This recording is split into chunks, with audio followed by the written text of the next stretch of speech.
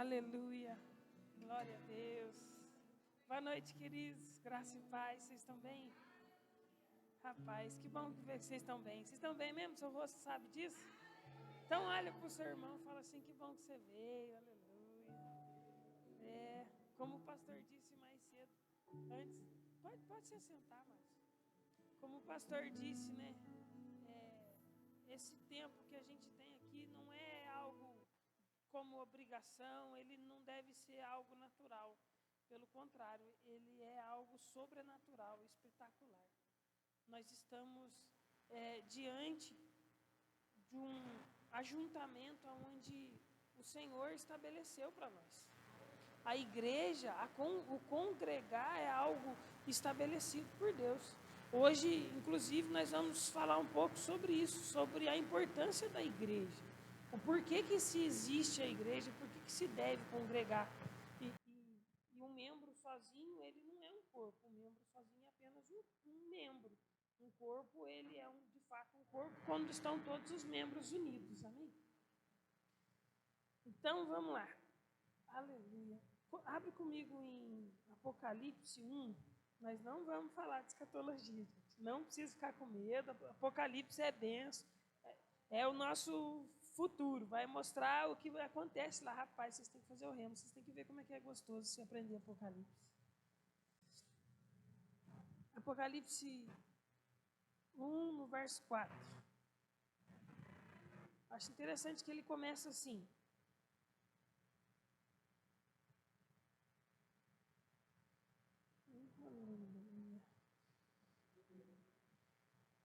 João, as 7 igrejas que se encontram na Ásia. Olha que interessante. O início está escrito assim, João, quem está escrevendo, as 7 igrejas que se encontram na Ásia.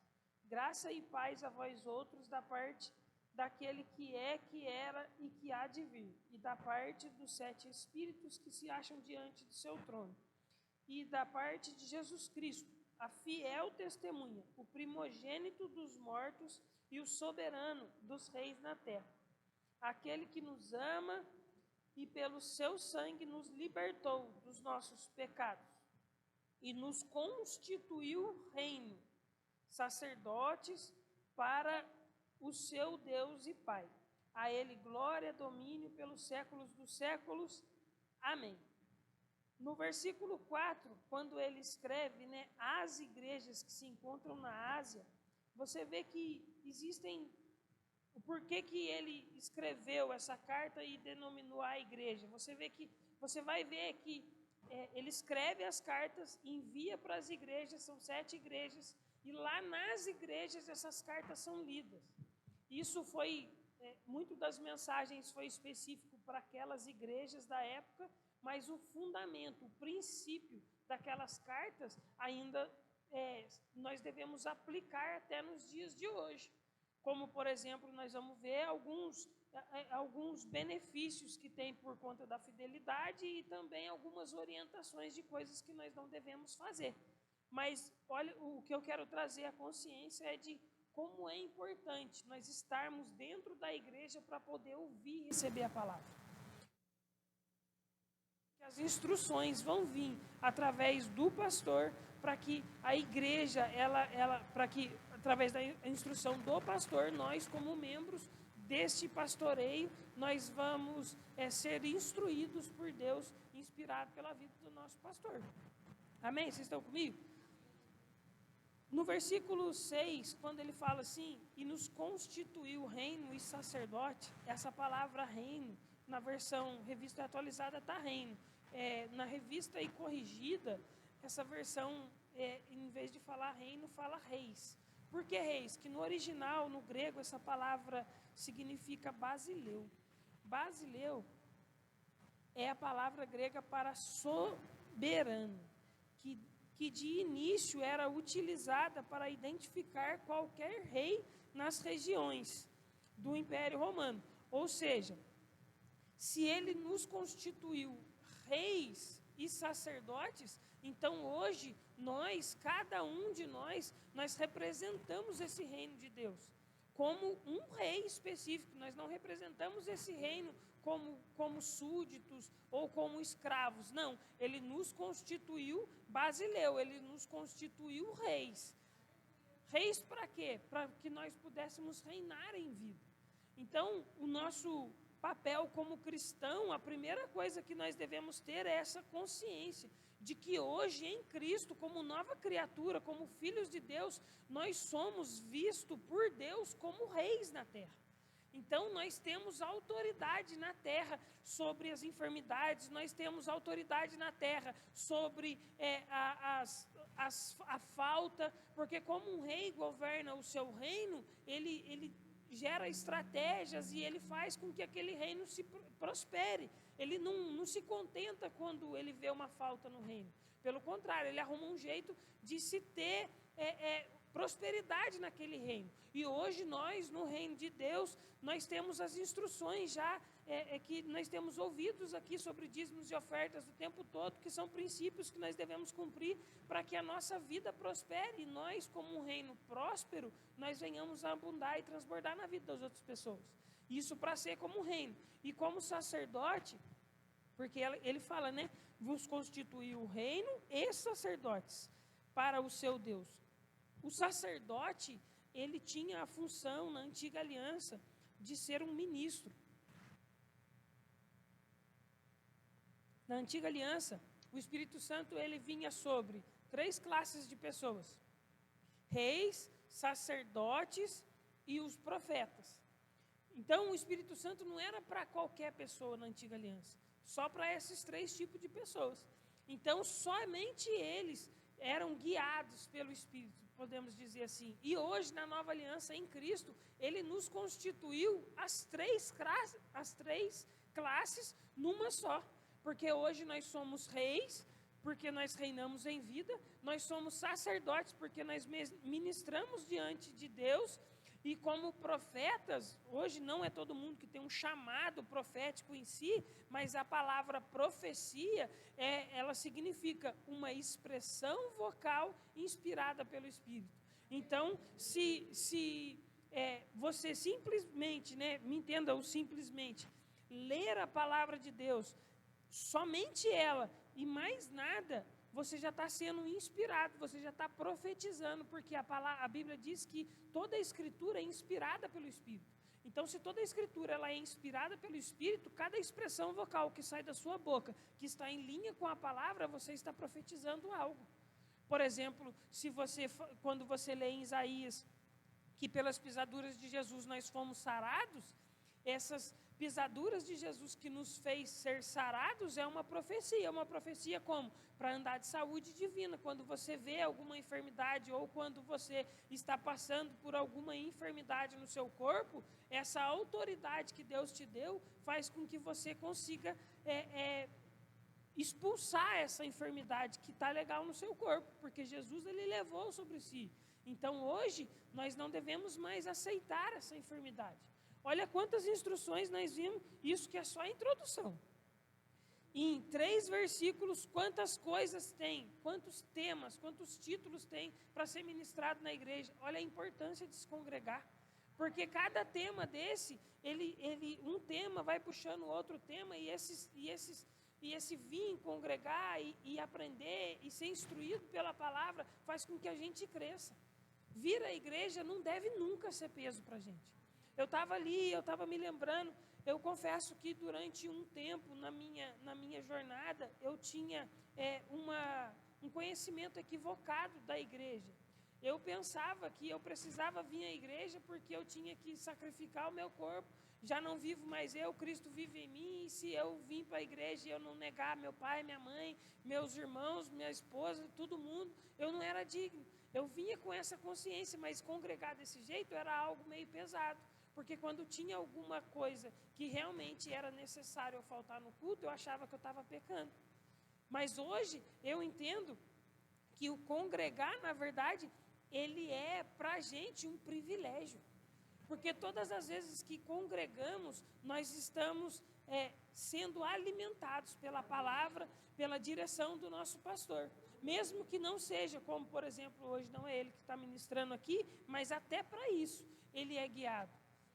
esse púlpito não é qualquer pessoa que sobe aqui.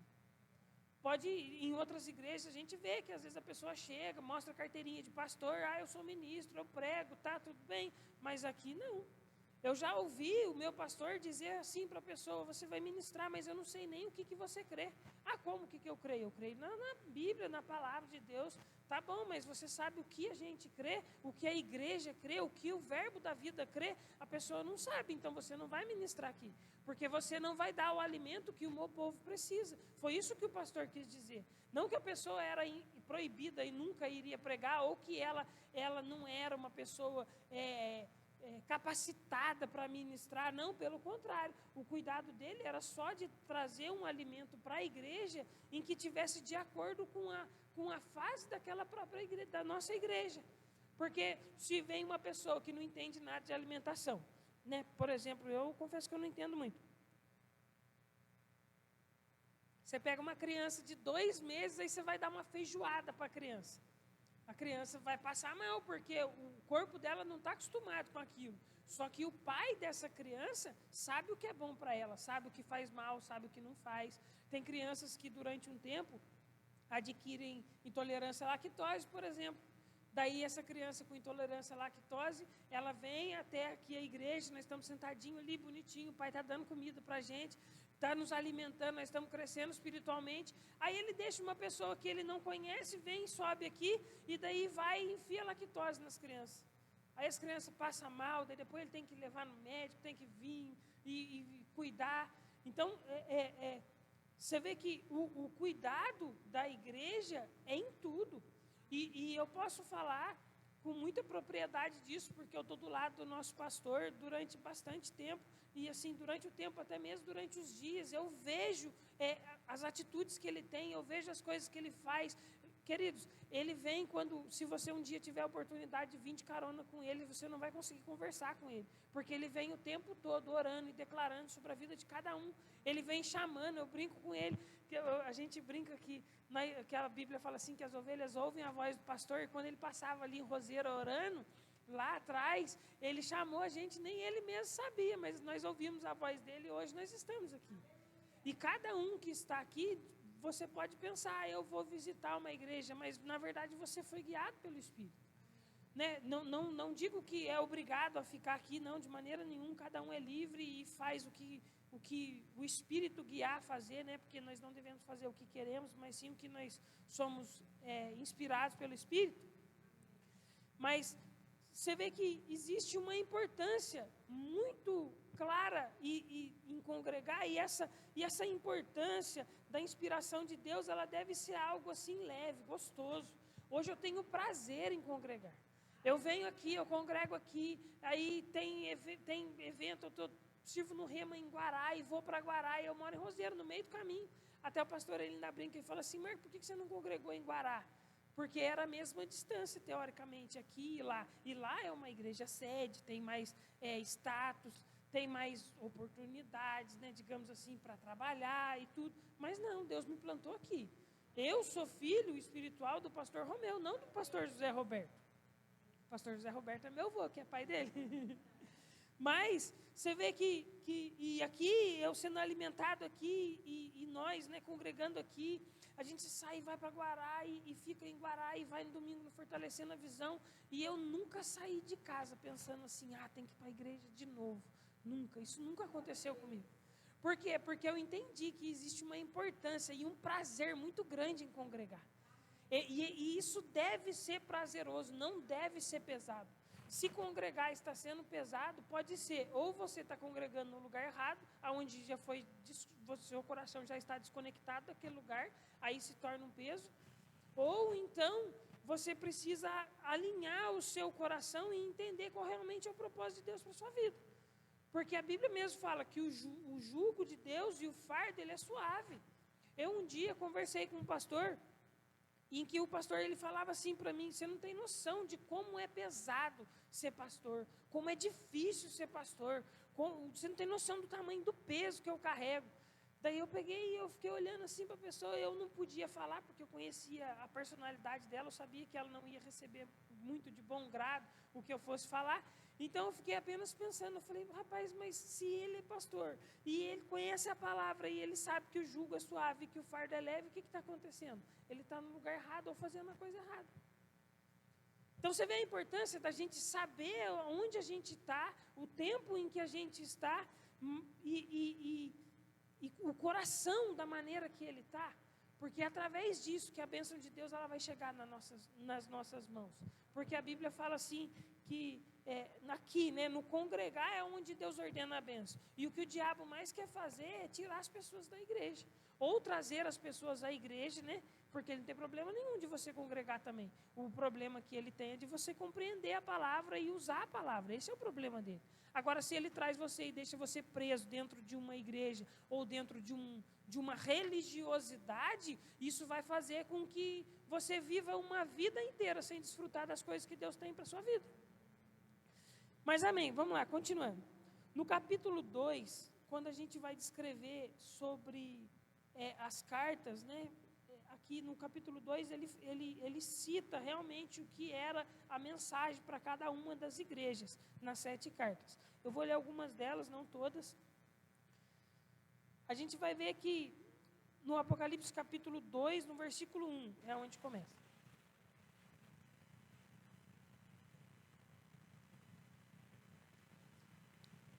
E olha que interessante, ele começa assim, ao anjo da igreja em Éfeso. Essa palavra anjo da igreja está ligado diretamente ao pastor, ao pastoreio local. Era o líder local, o pastor local daquele tempo, em que recebia aquela carta e ele era encarregado de fazer o quê? Como a gente falou já no início, transmitir a vontade de Deus para aquele povo. Então, Deus ele não é um Deus desorganizado. Ele não deixa qualquer um fazer qualquer coisa, não, ele estabelece um cabeça em cada lugar e também, nós sabemos, o pastor sempre fala isso, não é a minha igreja, não é o meu povo, não, é o povo de Deus que ele incumbiu a ele cuidar. E isso também se torna mais leve até mesmo para ele, porque se alguma pessoa não quiser permanecer, está tudo bem, não tem problema, porque como nós falamos, cada ovelha conhece a voz do seu pastor e sabe onde deve congregar. E isso é até mesmo um pouco mais leve para ele, se caso alguém não quiser ficar, não estou falando para vocês ir embora não, gente, de maneira nenhuma. Todo mundo fica aqui mesmo, aqui foi que Deus nos plantou. E eu vou dizer para vocês, o nosso pastor é muito bom, eu amo ele, ser pastoreado por ele. Nossa, eu brinco que ele, quando a gente chegou aqui, ele batia com a gente só de pantufa, então até o dia que a gente ia apanhar era gostoso, porque só tomava pantufado. Se bem que de uns dias para cá, acho que ele perdeu a pantufa, ele está de Havaianas mesmo agora.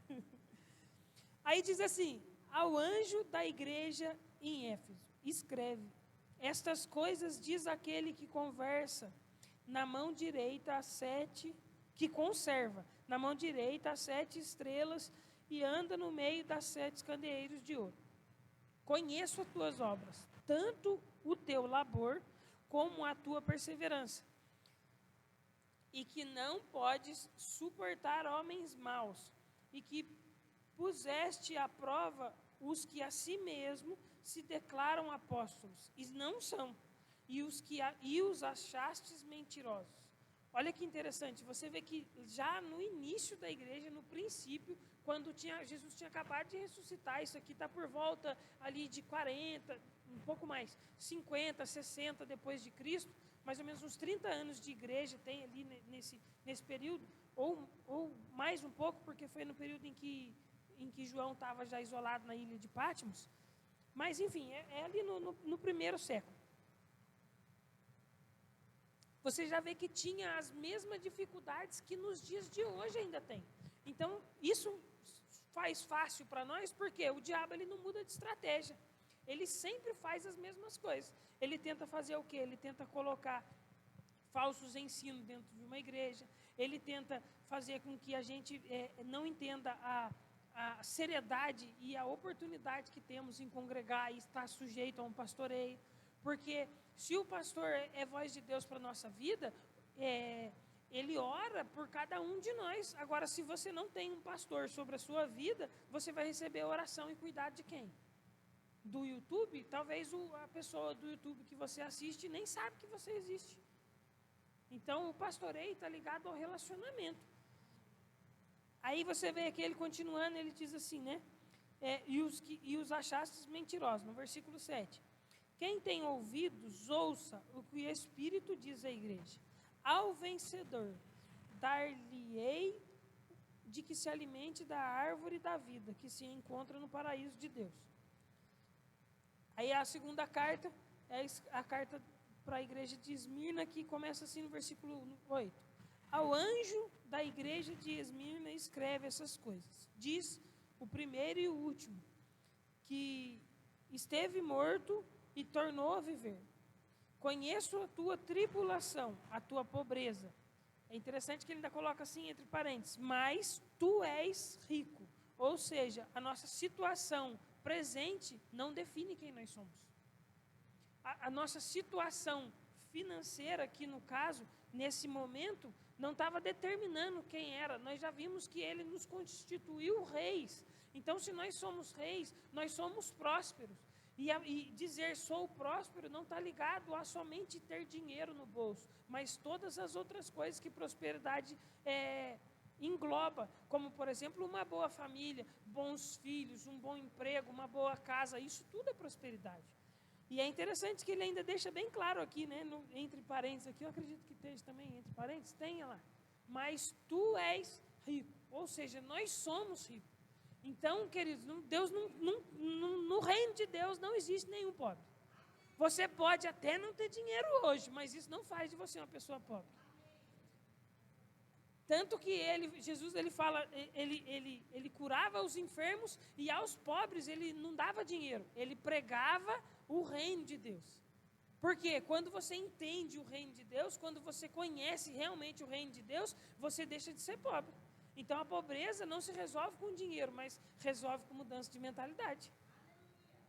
Ele nos resgatou, a Bíblia fala que Deus nos resgatou do império das trevas e nos transportou para o reino do Filho do seu amor. E nesse reino, hoje, nós somos ricos, amém?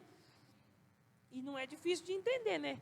Porque está escrito muito claro, não precisa nem de uma interpretação assim, de exegese, hermenêutica, nem nada disso, para você entender que está escrito que realmente na tua pobreza tu és rico.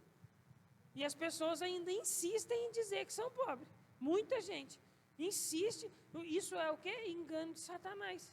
E se Satanás ele consegue enganar quem ministra aqui de cima, quem alimenta o povo aqui de cima, logo o povo também vai perecer. Não porque o povo quer, mas porque o povo não sabe, não consegue conhecer outras coisas fora disso.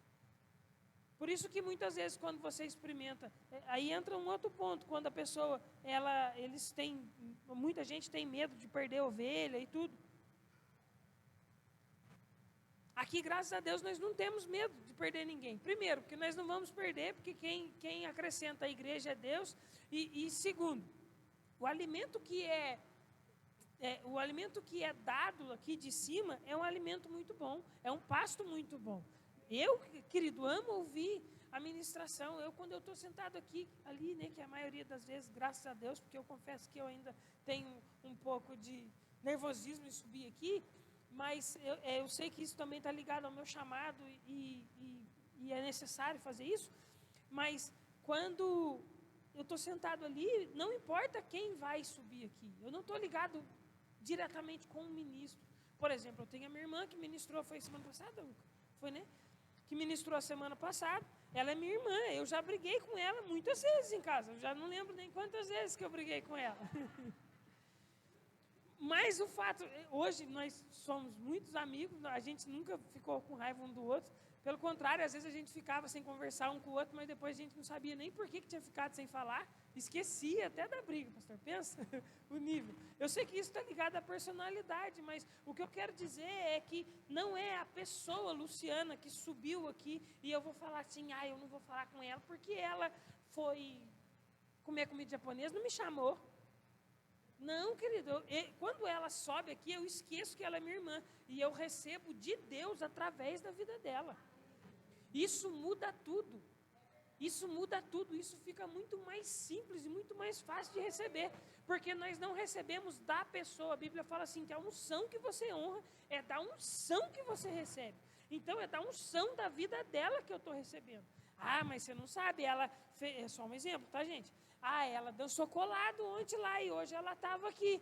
Você pode ter certeza que Deus vai tratar isso com ela e até mesmo com a liderança da igreja. Porque se nós temos uma liderança que ora e que é sensível à voz do Espírito, Deus revela, como nós já vimos, Deus mostrando coisas de pessoas aqui em que falava assim, não, você não vai fazer isso porque a sua vida está assim, assim. Nossa, quem que falou para o Senhor? Ninguém.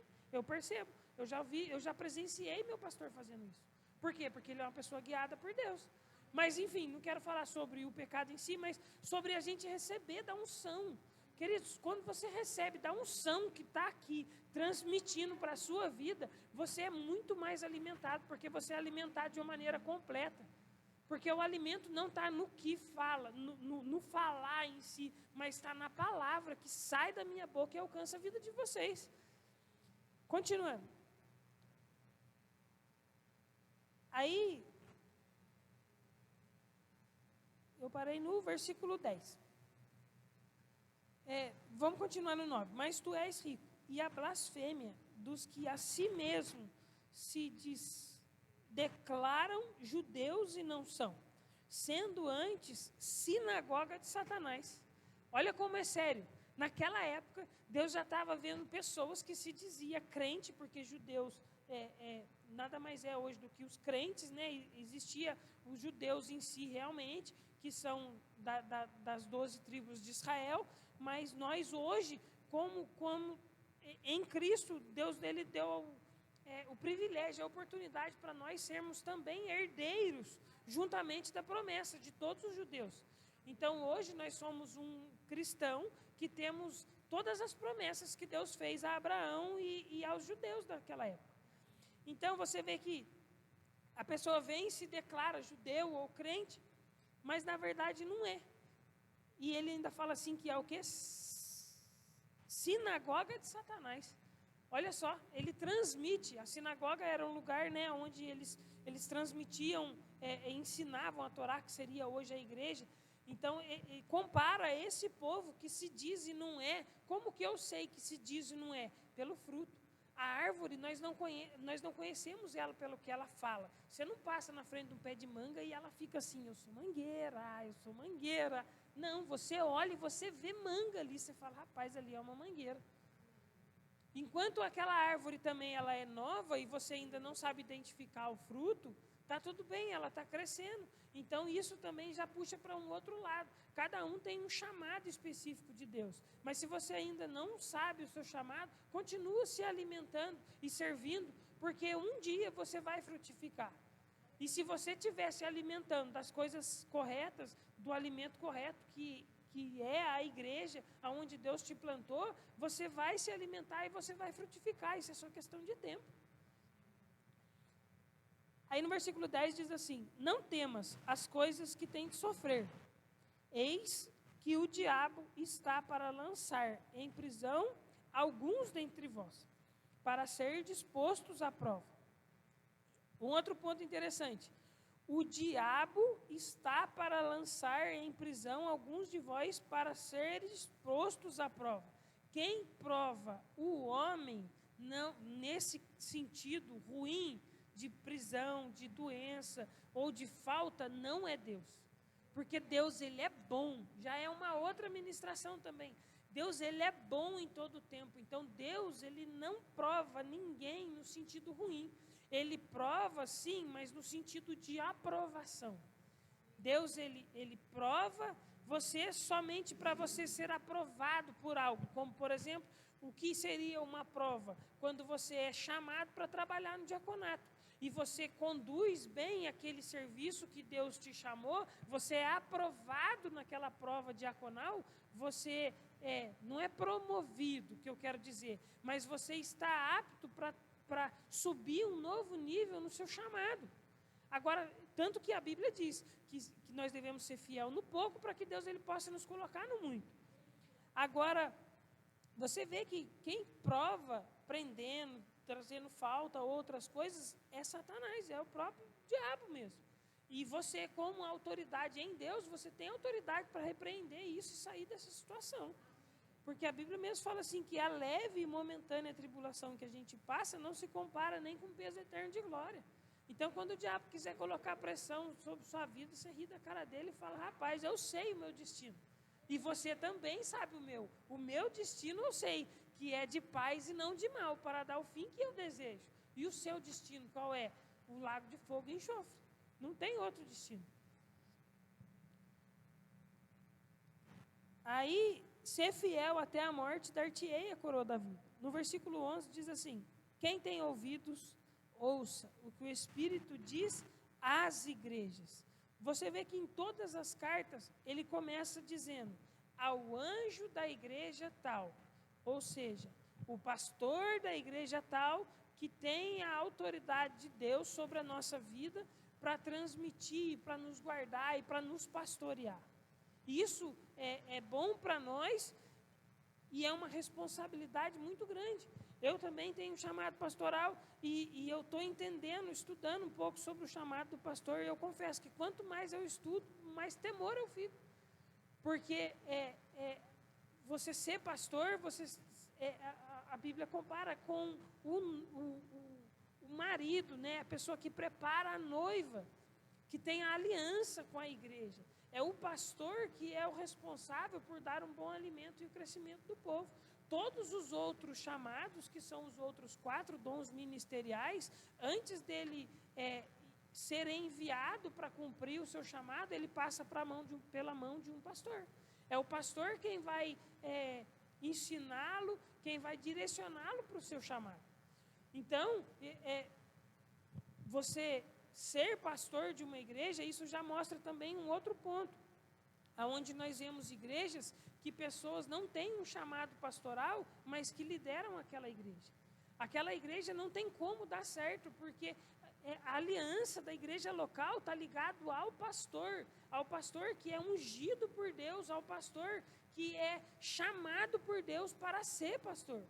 Porque se um apóstolo ele tenta pastorear, ele destrói o rebanho. Se um evangelista tenta pastorear, ele também destrói o rebanho. É lógico que tudo existe uma graça. Por exemplo, nós temos uma igreja, que é a igreja da Zona Norte em Recife.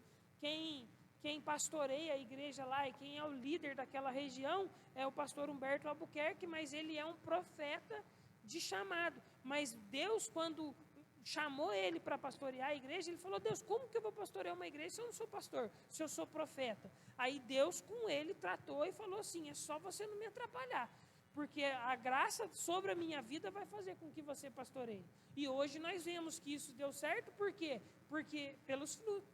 Nós vemos que a igreja Zona Norte Recife hoje é uma igreja muito grande. O pastor Humberto Albuquerque é uma pessoa assim, inspiradora, né? Para a gente poder ter ele como referência no nosso ministério, como tantos outros. O nosso pastor José Roberto, por exemplo, que ele é apóstolo, ele pastoreou a igreja de Guará durante muito tempo, mas hoje ele cuida como apóstolo da igreja de Guará, mas o pastor da igreja de Guará hoje não é ele, é o pastor Marcos Paulo. E ele mesmo brinca, que ele fala assim, eu não sei como que vocês conseguem aguentar tanto as ovelhas. Porque o pastor, ele escuta as ovelhas, ela pode vir, ela pode dar cabeçada nele, e ele vai amar a ovelha do mesmo jeito. Quantas pessoas chegam, falam mal do pastor, desce a riba no pastor, daí o pastor vai e chama a pessoa ali no gabinete e chora junto com a pessoa. Sabe, queridos, é só a graça mesmo, é só o chamado de Deus para poder ter capacidade para isso. Muito provável, se você conhece uma pessoa que é muito boba, que todo mundo muito a cavalo nela e ela ainda ama todo mundo, essa pessoa muito provável tem um chamado de pastor.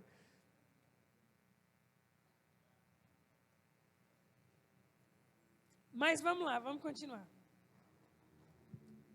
Aí depois que ele termina, né, como eu falei, ele escreve ao anjo da igreja, ao pastor, e ele encerra com, quem tem ouvidos para ouvir, ouça o que o Espírito diz às igrejas. Não é a pessoa em particular, Você não deve procurar um profeta lá fora para falar e revelar alguma coisa da sua vida. Ah, vamos na casa da irmã Maria, porque a irmã Maria é mulher de oração, ela revela mesmo, sabe até o número do seu sapato. Então, nós devemos tomar muito cuidado com isso, porque, primeiro, o diabo também conhece o seu passado, e ele conhece muito bem a sua vida, até mesmo melhor do que você. Mas, partindo de um princípio em que essa irmã realmente é uma mulher de Deus, nós devemos ver aonde ela congrega, ela está sujeita a qual pastoreio. Ela realmente é uma voz sobre a minha vida, porque uma coisa é a pessoa ser um profeta, outra coisa é a pessoa ser uma voz de Deus para a sua vida. O Marcelo, ele me fez uma pergunta semana passada, que ele me fez refletir nessa pergunta, eu achei muito interessante. Ele é uma benção, rapaz, ele faz a gente estudar mesmo com as perguntas dele. Ele cutuca a gente. Ele perguntou assim, se a ovelha conhece a voz do seu pastor, por que a ovelha, quando vem algum pastor de fora, fica toda emocionada e feliz? Aí eu fui pedir ajuda aos universitários também para me ajudar, né? Claro. E daí o pastor ele disse uma coisa muito interessante.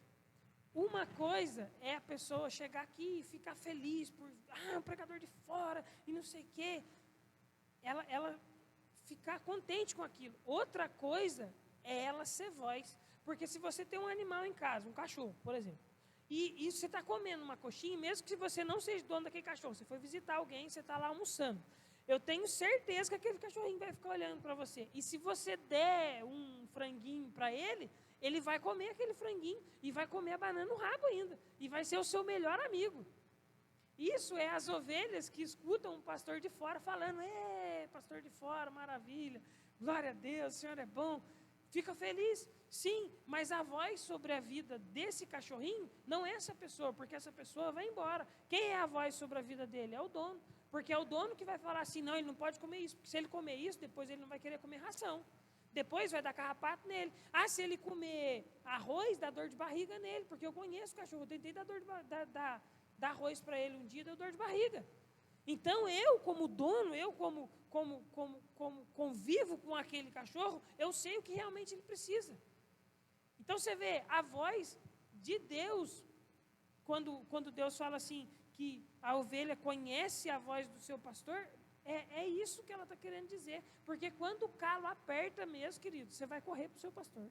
Você pode ter certeza que você não vai correr para o pregador de fora, primeiro, porque você não tem nenhum número de telefone dele muitas vezes. Mas você sabe que o negócio, quando aperta mesmo, na hora, o primeiro telefone que você tem para você ligar é, pastor, tem um demoniado aqui, pelo amor de Deus, ora para mim que eu não consigo expulsar. Né? Não liga para o nosso pastor, não. Você tem autoridade em Deus para isso também. A mesma autoridade que ele deu para ele, deu para nós. Para destruir as obras do diabo. Amém? Vocês estão entendendo? Gente, isso tudo está ligado à importância da gente congregar, à importância da igreja, da eclésia em si, do ajuntamento. É muito importante, queridos. Congregar é muito necessário. Não deve ser uma opção. É de extrema necessidade, porque é um mandamento de Deus. Você vê aqui que ele escreveu as cartas para a igreja através de uma pessoa. Então não tem essa de que, eu não gosto dele, de que... Não, você tem que se sujeitar e se submeter àquilo que Deus tem estabelecido sobre sua vida. Aí agora acabou a introdução, agora nós vamos começar a mensagem. 8h56, pensa. Em Atos 20, 28, diz assim, olhai, pois, por vós e por todo o rebanho sobre que o Espírito Santo vos constituiu bispos, para pastoreardes a igreja de Deus, que ele resgatou com o seu próprio sangue. Aqui a gente começa a ver o nível de responsabilidade de um pastor, para ser o dirigente de uma igreja. Aqui fala, né, que Deus... A igreja de Deus. Então, a igreja não é do pastor. A igreja é de Deus. E por que a igreja é de Deus? Porque quem comprou a igreja com o sangue foi ele, não foi nós. Não foi o pastor em si. Mas foi Deus. A nossa função, quanto pastor, é fazer o quê? Apacentar, cuidar. Essa palavra apacentar, olha o nível de responsabilidade que é de um pastor. No dicionário em português diz assim: levar ao pasto ou pastagem. 2, guardar durante o pasto, pastorear e doutrinar. Então, o pastor, ele pega uma pessoa que acabou de chegar, ele leva até o pasto e ali no pasto, né? Hoje, aqui é o nosso pasto, nosso curralzinho, aleluia, né? Aqui no pasto ele nos guarda. Você não consegue ser guardado pelo pastor lá fora, ou fora da visão, fora do ambiente em que ele estabelece sobre sua vida. E outra coisa, queridos, o pastor, ele não tem bola de cristal, ele é guiado pelo Espírito, ele é. Mas se você estiver passando por uma situação difícil, você deve comunicá-lo, porque nem sempre ele vai estar tão sensível a ponto de saber do problema de cada um dentro da igreja. Então, quando você fala para ele, eu gosto muito, assim, é bem difícil eu falar para ele de alguma coisa, porque eu procuro até mesmo resolver comigo mesmo, mas quando é algo que eu sei que eu preciso do meu pai, na hora eu recorro. Pastor, essa semana aconteceu um fato com a minha esposa, por isso que ela não está aqui, aconteceu um acidente no trabalho com ela, e daí eu já de pronto, já falei com ele. Inclusive ela falou assim, fala com o pastor para mim, conta para ele o que aconteceu. Porque daí nós sabemos, nós temos a consciência de que ele é a voz sobre a nossa vida. Não que Deus não nos ouça, mas ele é o nosso pastor. Então ele nos ajuda muito, nos pastoreando e orando por nós. Se Deus constituiu ele como autoridade, é óbvio que Deus vai ouvir a oração dele pela nossa vida. Agora, se você pertence a um lugar onde você não tem esse relacionamento com o seu pastor, você não está sendo pastoreado, porque a própria palavra pastoreio, né, apacentamento, ela se resume a isso, a cuidar no pasto. E daí você vê que no dicionário Almeida, fala assim: levar as ovelhas ao pasto, cuidar delas e protegê-las. Em Atos 20, 28, que é o mesmo texto que a gente leu, na versão a mensagem, fala assim: agora é com vocês, fiquem firmes, por vocês mesmos e pela comunidade. O Espírito Santo os responsabiliza agora por estas ovelhas, que são povo de Deus. Vocês têm o dever de guardá-las e protegê-las. O próprio Deus considerou que valia a pena morrer por elas. Olha o nível de responsabilidade de um pastor. Olha o nível de responsabilidade que Deus ele incumbiu ao pastor. Não que os outros ofícios não sejam importantes, mas nós estamos falando hoje exatamente do ofício do pastor da igreja. Então, diante disso, se Deus ele julgou isso tudo, ele viu que isso tudo era muito importante para a igreja, né? A igreja congregar em si, então ele também trouxe uma responsabilidade para o pastor, mostrando que é algo que Deus ele prioriza muito, essa questão de congregar, de estar na igreja. Ele prioriza tanto que ele deu algumas instruções ao pastor da maneira que deveria ser feito. Então, nem mesmo um pastor pode guiar o povo de qualquer jeito, do jeito que ele bem entender. Pelo contrário, ele deve ser guiado para poder fazer conforme a vontade de Deus. Um grande exemplo de pastor que nós temos na palavra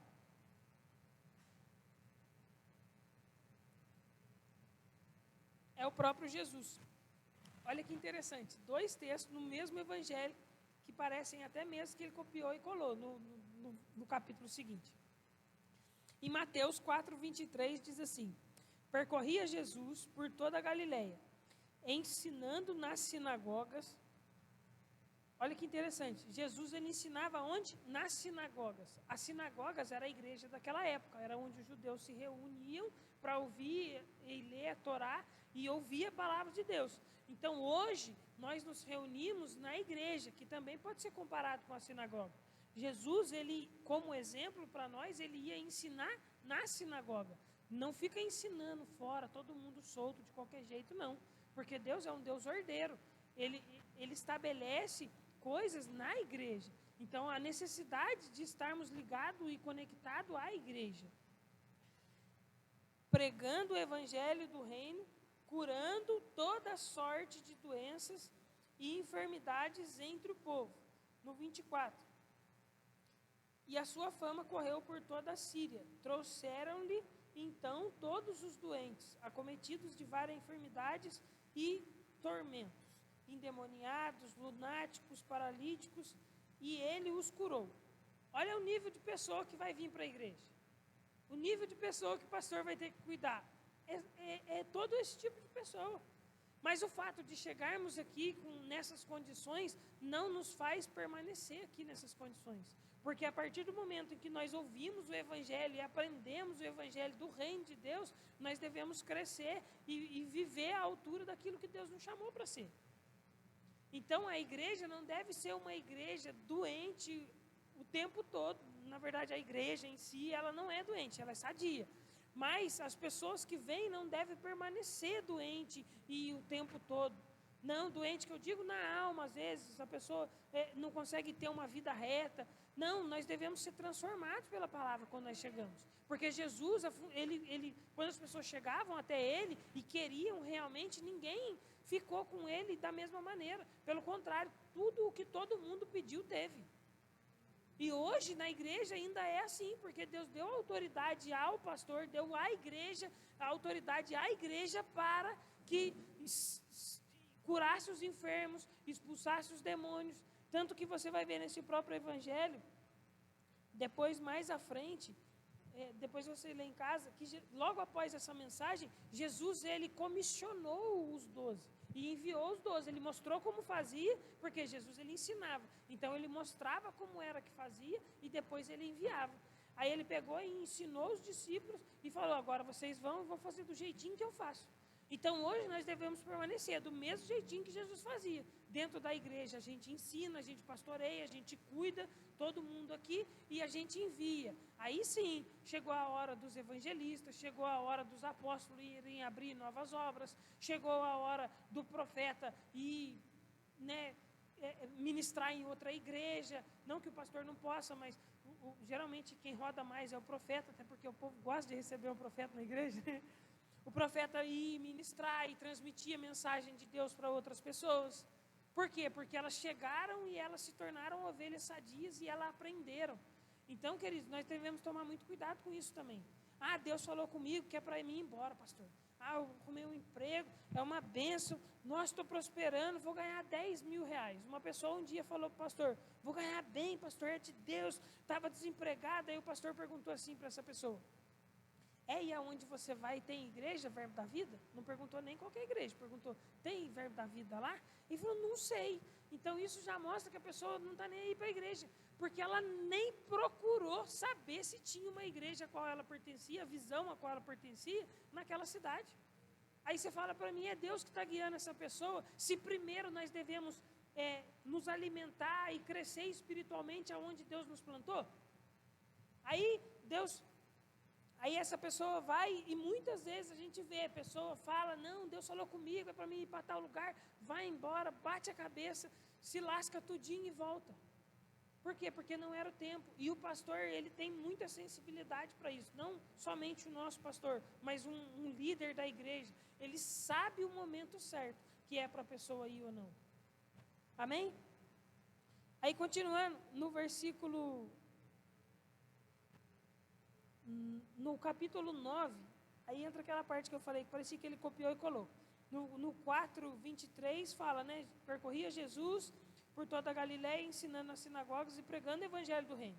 Aí no capítulo 9:35 diz assim de novo: percorria Jesus por todas as cidades e povoadas, fazendo o quê? Ensinando aonde? Nas sinagogas, pregando o evangelho do reino e curando todas as doenças e enfermidades.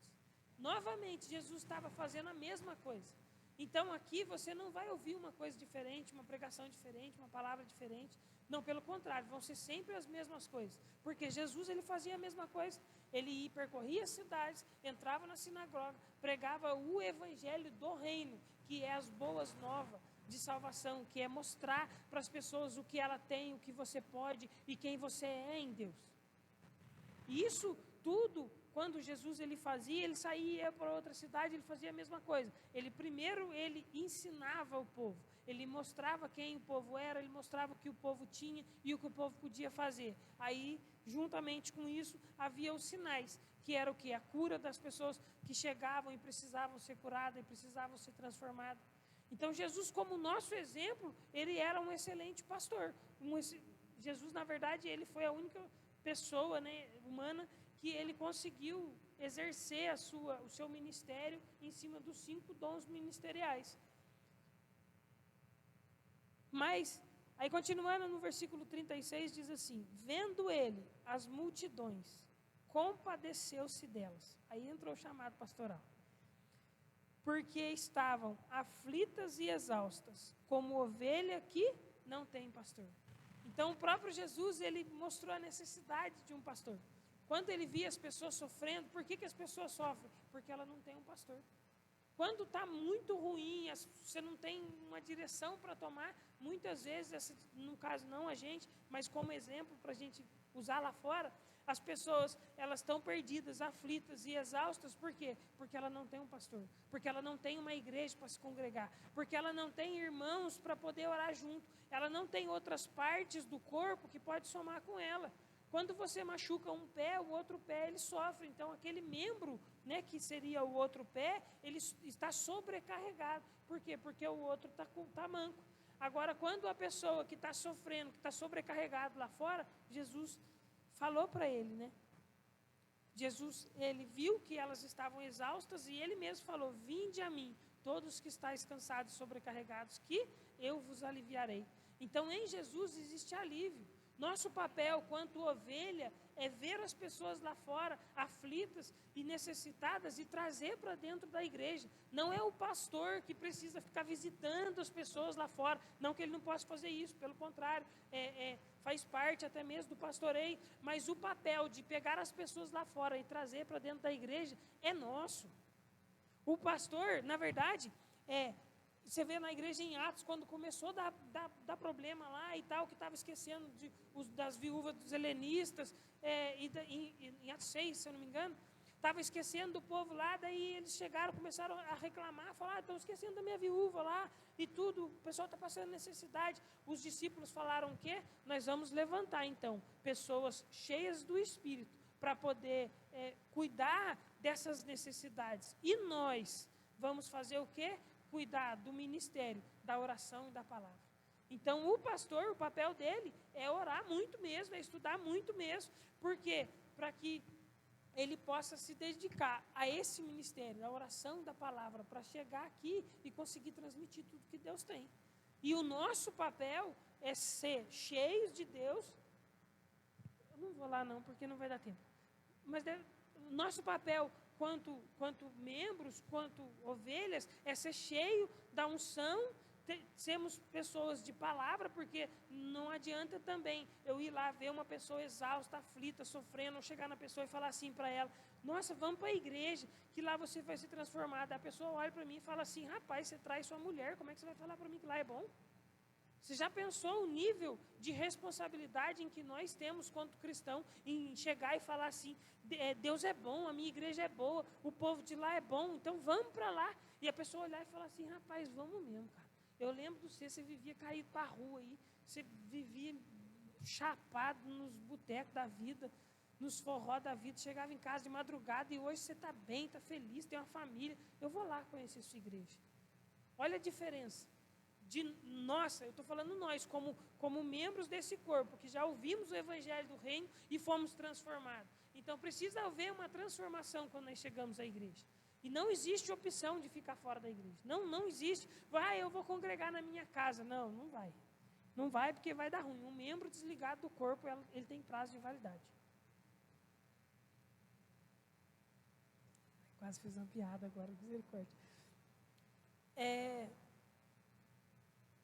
Vamos lá, para encerrar.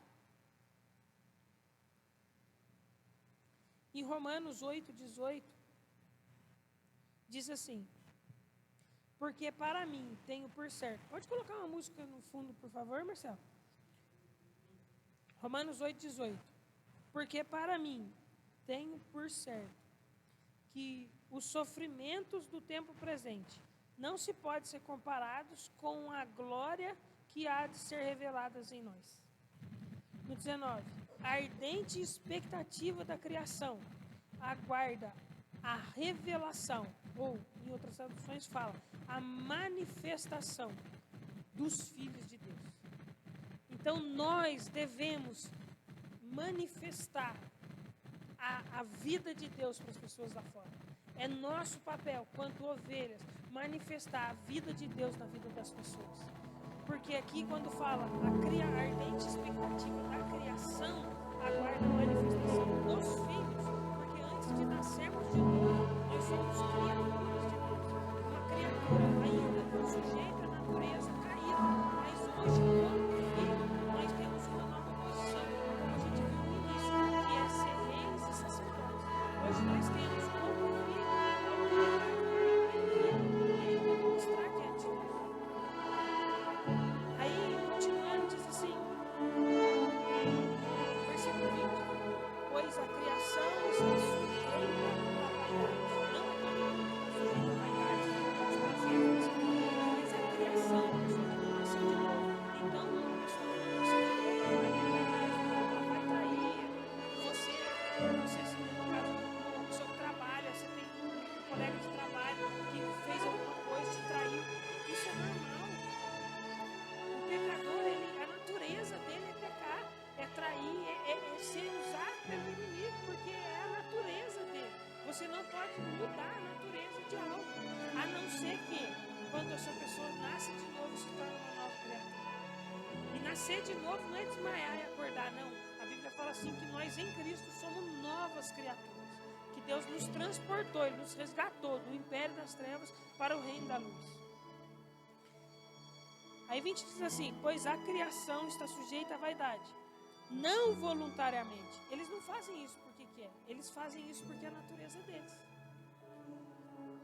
Mas por causa daquele que a sujeitou, que no caso é o diabo lá no Éden, quando Adão pecou.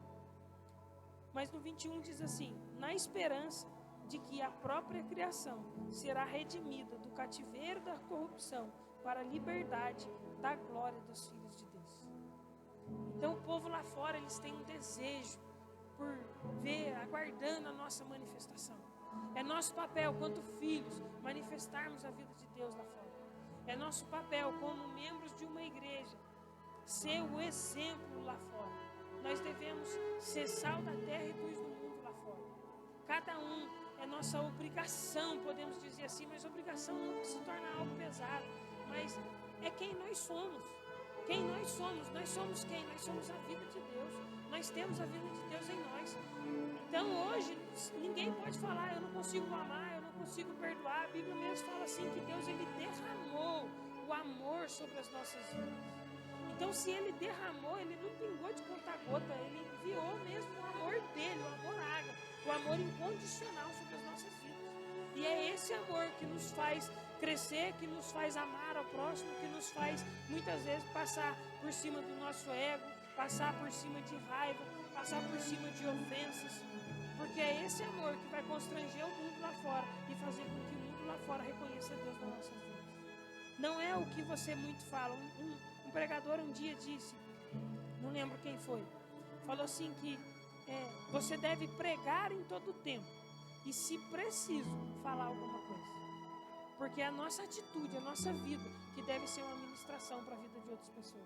A ponto dela querer o que tem em nós. Não a gente tentar empurrar nada. Nós vemos também, eu quando mais novo, eu lembro que tinha muito crente chato, que eu não suportava ficar perto, porque a pessoa queria enfiar o evangelho goela abaixo. E eu tinha raiva de crente, eu detestava crente, misericórdia, vontade de me atacar fogo na igreja. Verdade, queridos, eu não gostava de jeito nenhum, porque eu era muito, primeiro, que eu era muito religioso, fui criado assim na minha família, mas um dia o amor de Deus me constrangeu. Uma pessoa que eu nem sabia que era crente, que se aproximou de mim, guiada pelo Espírito, e começou a me cevar, e eu estava passando por um momento muito difícil da minha vida. E daí eu peguei e comecei a me aproximar dessa pessoa, comecei a me abrir com ela e tal. assim, vou dar um livro. Aí ele me deu um livro de um padre da Canção Nova. E nesse livro falava sobre o tema em si dele, eu não lembro, mas eu sei que no final desse livro tinha um apelo para aceitar Jesus. Daí eu, achando que o cara estava me evangelizando, ele era católico pelo fato dele ter um livro. Olha para você ver como que a gente se prende com religiosidade. Não é ser crente ou ser católico, é ser cristão. Esse cara, como um bom cristão, guiado pelo Espírito, me deu esse livro. Aí no final do livro eu estava já quebrado nessa época. Eu mexia com droga, eu trabalhava, mas eu mexia com droga, eu tinha outros vícios. E eu estava assim, no momento da minha vida, eu tinha perdido tudo. Eu morava na roça, eu tinha vaca, cavalo, boi, um monte de coisa. E eu perdi tudo, enfiei tudo no nariz. Saí do serviço, fiquei 15 dias na praia, torrei todo o dinheiro, voltei, bati o carro, nossa, o diabo fez um escarcel na minha vida. Aí, eu fiz essa oração de confissão, foi no dia 3 de junho de 2010. Aí eu peguei e aceitei Jesus ali no quarto, daí no outro dia eu cheguei lá e conversando com ele, daí ele pegou e falou assim, mas eu sou crente. Eu falei, mas como assim você é crente, cara? Você deu um livro católico para mim de um padre. Ele falou assim, não, cara, não tem nada a ver com religião.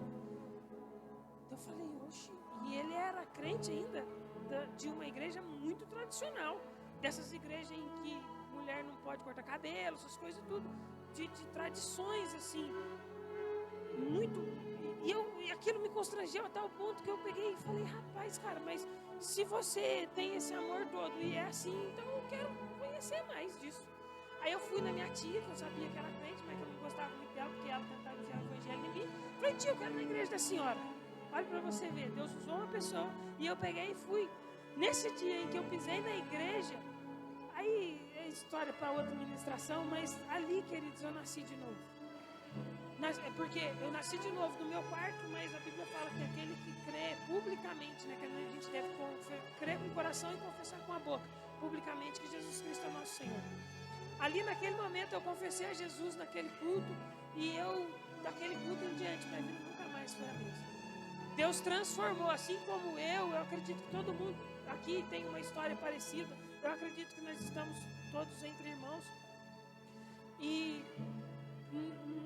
naquele momento a minha vida se transformou, Deus me resgatou do império das trevas, nos transformou para a vida do reino da luz, e eu me tornei realmente uma nova criatura. A minha conversão, diferente de algumas outras pessoas, que é um pouco mais progressiva, a minha, como eu era muito 880, no outro dia eu já apaguei as músicas do meu celular, aí eu cheguei no serviço, daí os meninos estavam fumando, então pega aí, eu falei assim, não quero não, agora eu sou crente.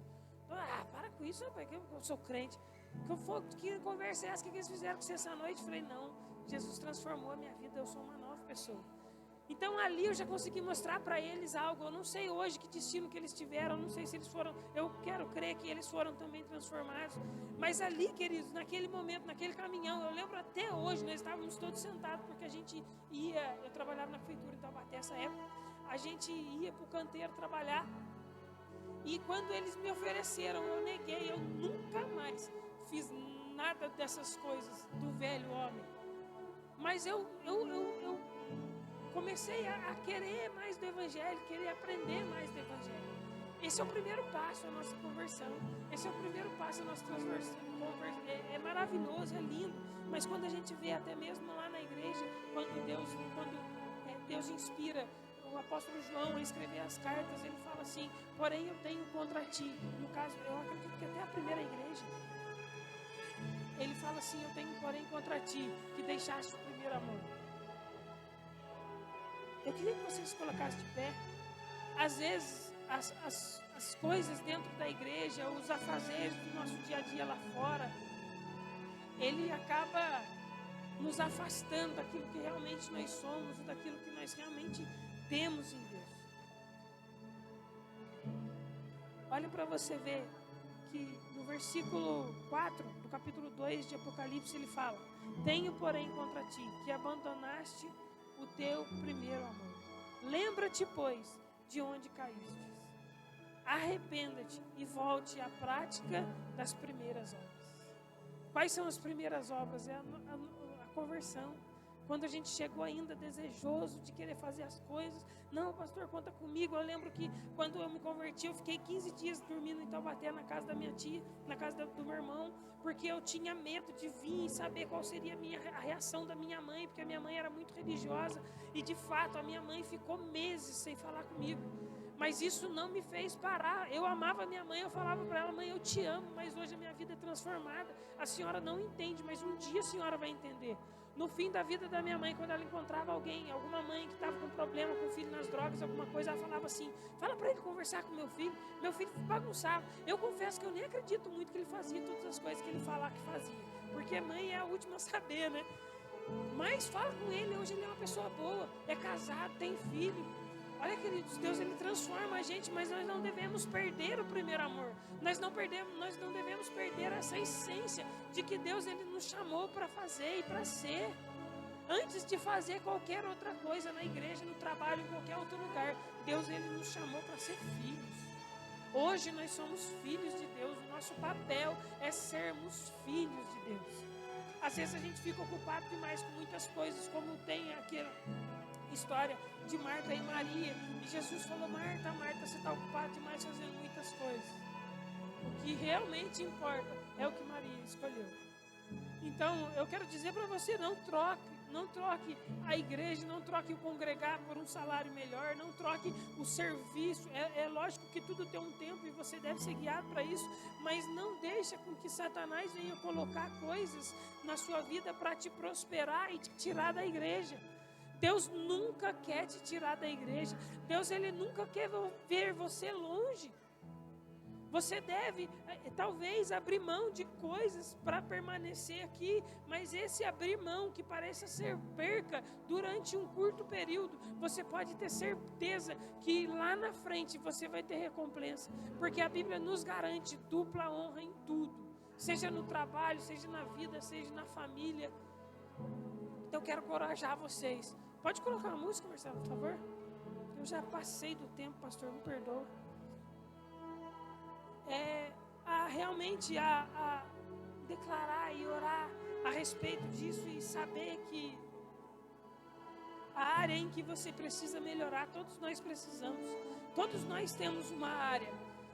Pai, muito obrigado pela vida dos meus irmãos. Eu te agradeço, Pai, em nome de Jesus, pela vida de cada um.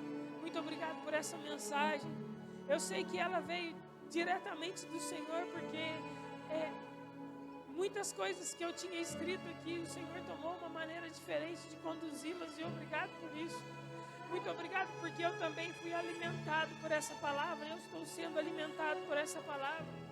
Muito obrigado, porque eu amo a minha igreja, eu amo o meu pastor, e eu amo estar conectado nesse lugar, Pai. Muito obrigado pela vida do pastor Romeu, da Maria Laura, do pastor José Roberto, do apóstolo Eliezer Rodrigues, Pai, e do nosso apóstolo Guto, igual hoje é o nosso presidente do ministério e toda a liderança. Nós somos gratos ao Senhor pela vida do apóstolo Bud, que um dia te ouviu e veio para cá, Pai, e libertou o povo, conforme a instrução que o Senhor deu a ele. Muito obrigado, porque hoje nós somos muito bem alimentados nesse lugar, Pai. Nós temos uma boa palavra, nós temos um bom alimento.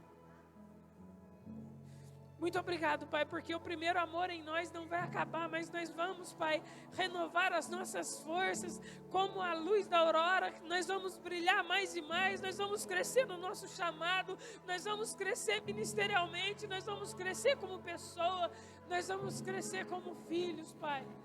E nós não vamos te deixar e nem te abandonar, pelo contrário, nós vamos frutificar para o Senhor. Nós vamos manifestar, Pai, que nós somos os filhos do Senhor para o mundo, em nome de Jesus. Amém. Aleluia. Amém.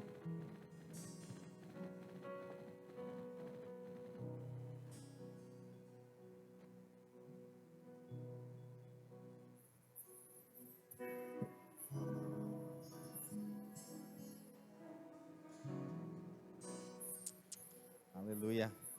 Deus é bom, gente. Você está aqui? Fique à vontade, pode se assentar. Primeiro, deixa eu esclarecer algo. Essa história de eu bater de pantufa já tá, né? Eu tô deixando a barba até pra ver se eu fico um pouquinho cara de mais malvado, mas acho que não tá dando certo, não. Vamos ficar assim, ó. Aleluia. Não, pode deixar a música, tava bom. Aleluia. Não tem problema, não.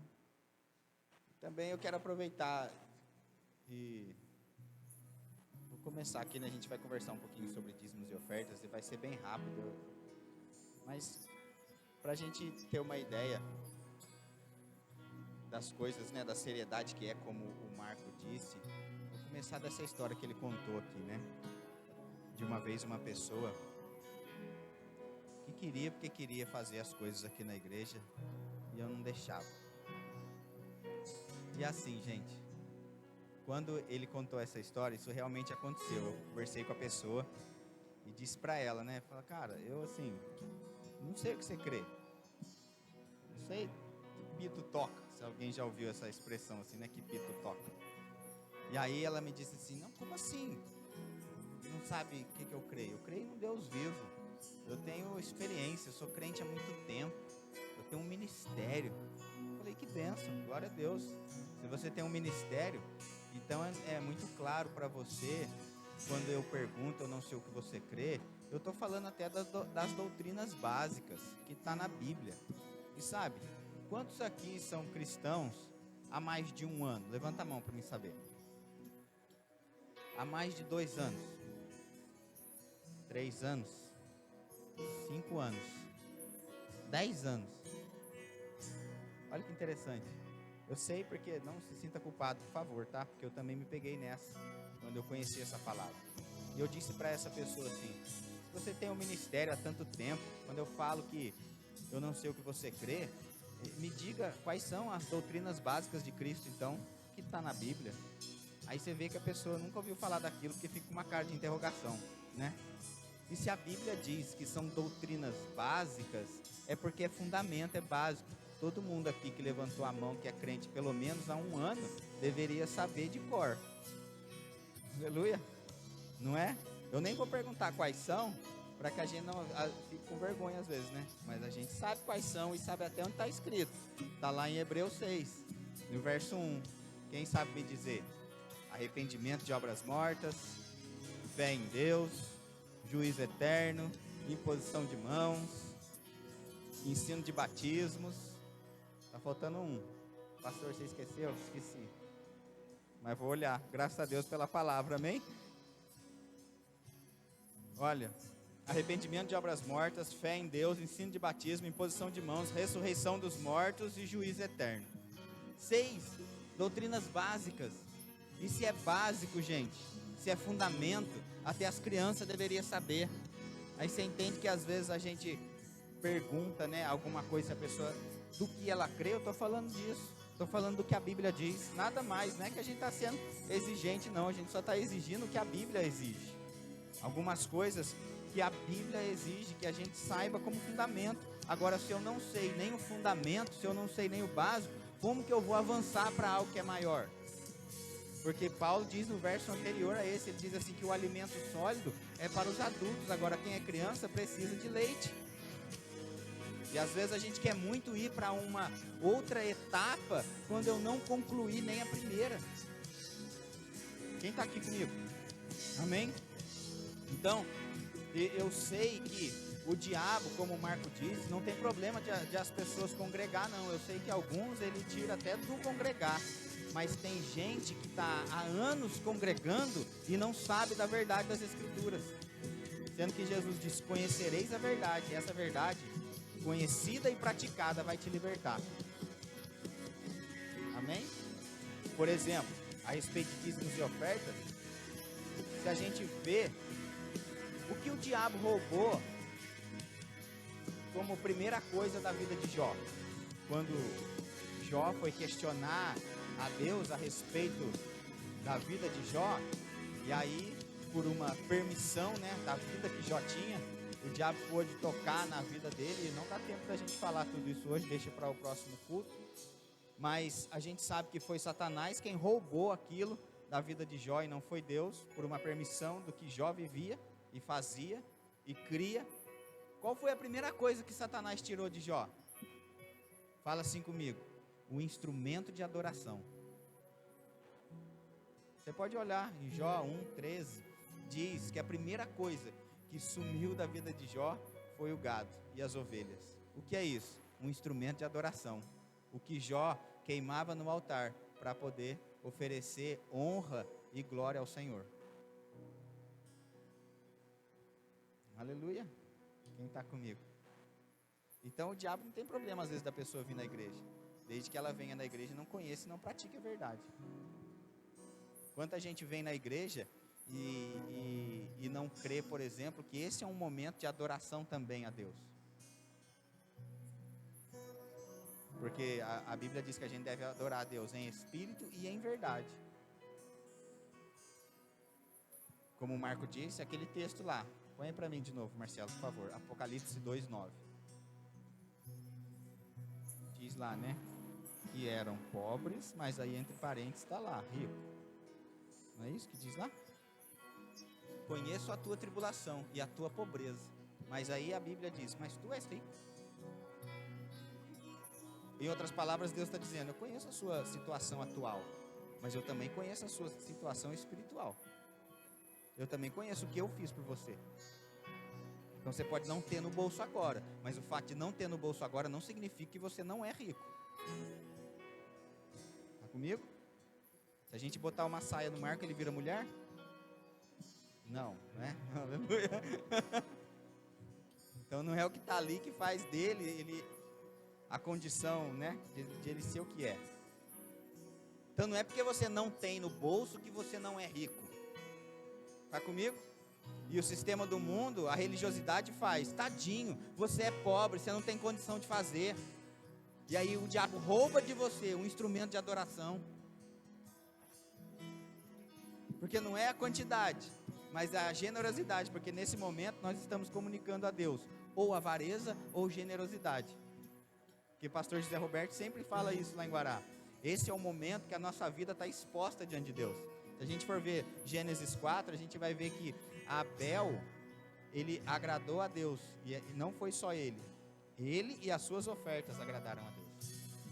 Esse é um momento que a gente vem, faz isso aqui, mas a gente tem que voltar para o nosso lugar aprovado diante de Deus. Aleluia. Então, se a gente for olhar 2 Coríntios no capítulo 8, a gente vai ver que aquela igreja, aquelas pessoas estavam mesmo numa condição de pobreza atual, mas aquela condição de pobreza não roubou deles a generosidade e pediram para Paulo, deixa a gente participar disso, e pediram com muitos roubos ainda, diz lá. Você pode olhar, 2 Coríntios, no capítulo 8, a partir do verso 1. Então a falta momentânea no nosso bolso não pode roubar a gente de generosidade. Porque não é o quanto você tem no bolso que determina se a gente faz ou não, gente. A viúva lá deu 2 moedas ou 3, não lembro nem quanto, e Jesus disse que ela deu mais que os outros. A Bíblia diz que Jesus estava diante do gasofilácio, observando, não o que eles davam, mas como eles davam. Mas ele diz que os ricos da época depositavam grandes quantias, e a Bíblia já diz, né? Mas depositavam do que sobrava. Então você pode dar 10 mil reais e expressar a avareza, como pode dar 2 reais e expressar a generosidade. Porque é a condição de cada um. E quem vai determinar isso? Não sou eu. É o Espírito que vai falar com você. Por isso que a Bíblia diz lá também no livro de Coríntios, diz, cada um contribua segundo tiver proposto no coração, não com tristeza ou por necessidade, porque Deus ama quem dá com alegria. Deus ama, sabe, a gente está numa nova aliança, uma aliança superior com superiores promessas. Então agora o negócio é mais sério. Deus não está vendo só o fazer, mas a intenção do coração de quem faz e como faz.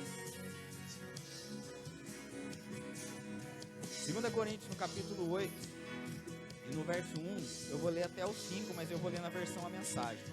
Se você não tem essa versão, eu aconselho você a baixar isso aí, essa Bíblia no seu celular de graça. Entra lá no aplicativo do seu celular, baixa ela, você pode ter 3 versões da Bíblia num só aplicativo. A versão a mensagem diz assim: agora, amigos, quero comentar sobre os surpreendentes e generosos meios pelos quais Deus está trabalhando nas igrejas da província da Macedônia. Sérios problemas aconteceram naquelas igrejas, pressionando ao máximo o povo. Então saiba de uma coisa: quando algo vem nos pressionar, é só o que a gente pôs para dentro que vai sair. A pressão que vem na nossa vida tem que nos motivar a fazer alguma coisa, pressionando ao máximo o povo. Mas isso revelou o verdadeiro caráter deles. Inacreditavelmente felizes, ainda que desesperadamente pobres. Uau! Eu não sei como você fica, mas hoje é que dia? Deixa eu ver. Dia 18. Geralmente, o quinto dia útil já passou faz tempo, né, Glaucio? Geralmente já tem alguns nesse dia desesperadamente, porque o salário já foi faz tempo. Aleluia.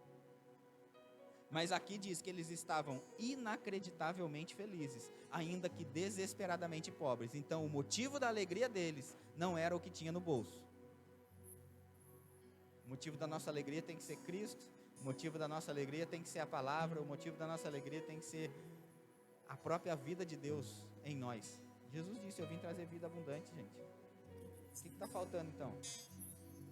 Está faltando eu expressar essa vida abundante que tem dentro de mim. E a gente é privado dessas coisas porque o diabo nessa hora está falando: você não pode fazer, você não tem. É essa hora, é exatamente agora que ele está te lembrando das contas que você tem para fazer amanhã, das coisas que a gente vai fazer, das coisas que tem que pagar, das coisas que tem que comprar. Diz: inacreditavelmente felizes, ainda que desesperadamente pobres. A pressão motivou algo inesperado, um rio de doações sinceras e generosas. E aí Paulo diz: eu estava lá e vi, eles contribuíram com tudo que podiam, e além da possibilidade deles, eu diria.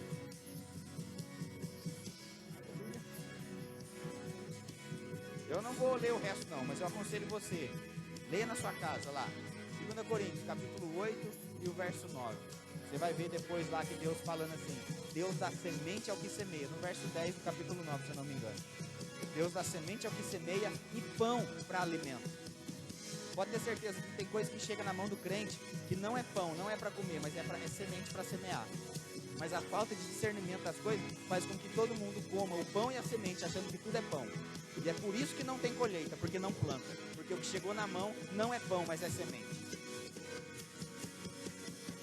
Aleluia. É quanto agora?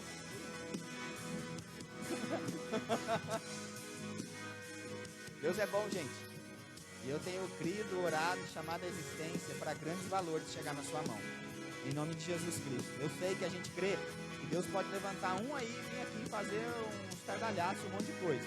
Mas o que Deus realmente quer, de verdade, é que todos na igreja sejam participantes. Todos na igreja desfrutem desse fluxo de dar e receber. Porque o texto que diz: ele dá semente ao que semeia e pão para alimento, também diz assim: e ele também suprirá e aumentará a vossa sementeira. Ele não fala que vai aumentar e suprir a vossa colheita, porque na cabeça de Deus, se ele aumenta e supre uma sementeira, já é certo que vai haver uma grande colheita. Nem precisa citar a colheita, basta citar a sementeira, porque a colheita é consequência da sementeira. Amém? Então, se você precisa de um envelope, pode levantar sua mão. Eu já fiz isso pelo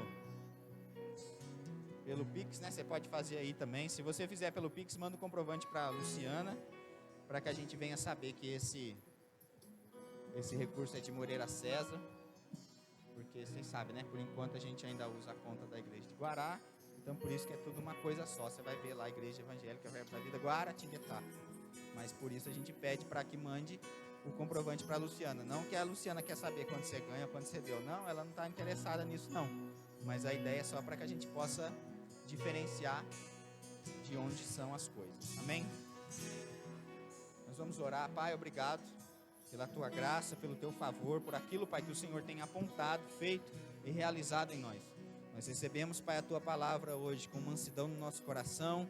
Fazemos, Pai, um compromisso com o Senhor de colocar em prática essa palavra para vivenciar a boa, agradável e perfeita vontade de Deus, que eu sei que a tua palavra tem para a nossa vida. Pai, em nome de Jesus Cristo, eu declaro aumento provisão na vida dos teus filhos, promoção chegando na vida deles, Pai, boas notícias chegando. Quem precisa vender, vai vender. Quem precisa comprar, vai comprar. Quem precisa adquirir, vai adquirir. O nosso nome vai ser lembrado, o nosso rosto vai ser lembrado, assinaturas vão sair, contratos vão ser assinados. Obrigado, Pai, em nome de Jesus Cristo eu oro, para que o Senhor venha surpreender, Pai, os teus filhos com a tua bondade. Em nome de Jesus, amém. Pode trazer para cá.